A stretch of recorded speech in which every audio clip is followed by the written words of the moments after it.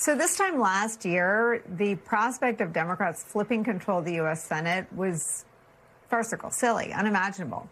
But the sheer volume of corruption and the toxicity of Donald Trump's presidency and the complete capitulation of Senate Republicans to do anything in the face of all of that have made them look so weak that a window has been opened for Democrats to succeed in doing what seemed, as we said, unimaginable. Prevail, take control in a very challenging year with a very challenging Senate map. So to take control of the Senate, Democrats have to flip 4 seats. Their best chances to flip seats are North Carolina, Maine, Alaska, Texas, Iowa, and Ohio.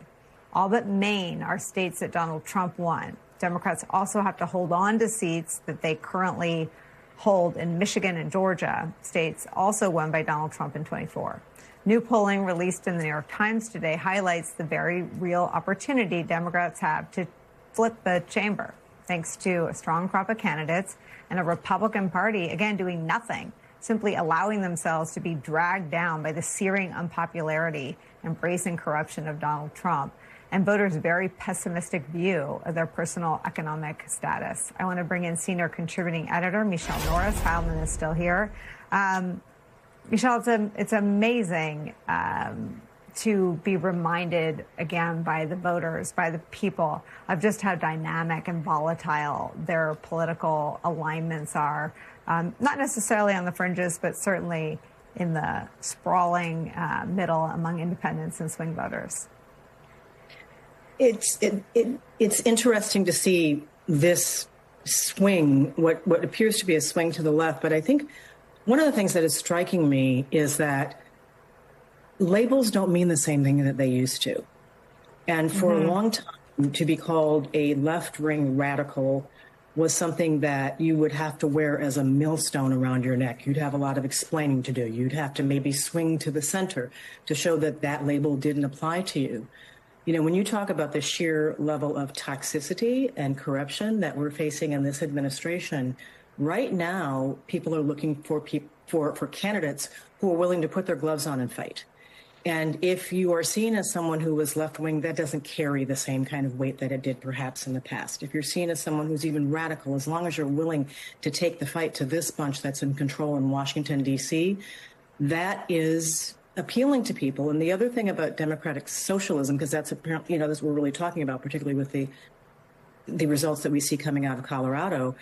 For a long time, people worried that ideology was more important than governance or than competency, among those candidates. And I think with candidates like Mamdani and what he's doing in New York and looking at what some of these candidates have to offer in terms of not just their rhetoric, but their background and what they're willing to do, the idea that this brand of a Democratic candidate, a Democratic socialist candidate, could perhaps go hand in hand with effective governance, and the idea that they're willing to make a case that's based on affordability at a moment when you're seeing downward mobility across the board, rising gas prices, falling wages. Some of the things that just a few months ago, certainly a few years ago, but maybe just a few months ago, seemed like they may have been checks in the negative column, suddenly make these candidates very appealing. And then you add to that youth and the youthful vigor that they're bringing to their candidacies. It is an attractive package. And you're seeing it. You saw it in New York. You saw it in Philadelphia. You see it now in Colorado and with the mayor of Washington, D.C. This now represents a trend. Heilman, it also is a script for Fox News to sort of sing off of and reinvigorate their attacks on the radical politics of the Democratic Party. How do you see these candidates and the broader Democratic Party navigating that? Well, if history is any guide, Nicole, I'd be concerned about it if I were a Democrat, about how well Democrats will navigate that challenge. It's certainly going to come. Republicans have tried to turn Democrats who are the furthest thing in the world from socialist or radical or left into people who people think are socialist or radical or left for a long time. I would say to Michele's point, there is no question that the left and that progressives and the DSA are on the march in certain places, in urban environments, all of them, including last night in Denver. That's the case. I think in the 6 states, the 6 statewide races, Nicole, that you mentioned that the Times had their polling on in Senate races, I don't think any of those candidates, any of the people who we've seen who have won these Democratic primaries, the 3 Mamdani candidates, this is not taking anything away from them, but to one degree or another, all 3 of those candidates and the candidate last night in Denver would be unsuitable statewide candidates in any of the states that we just mentioned. Their views are considerably to the left of the mainstream voter in Ohio or in Alaska or in Texas. And so this is an important trend in the Democratic Party, for sure.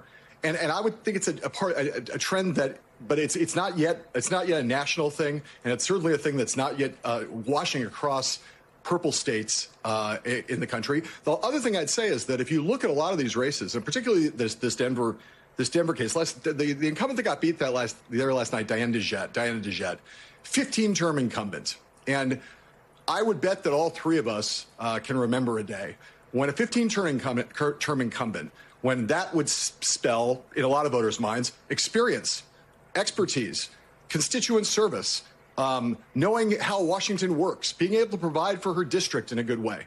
I think increasingly what you see in these various races is that a 15-term incumbent spell is the absolute antithesis of change. And for a lot of young voters, it is not a qualification or an asset. It's a demerit. And that youth and inexperience are seen as positives, and almost not even so much. I mean, there's ideology as part of this, but that is, I think, driving a lot of this in deep blue districts.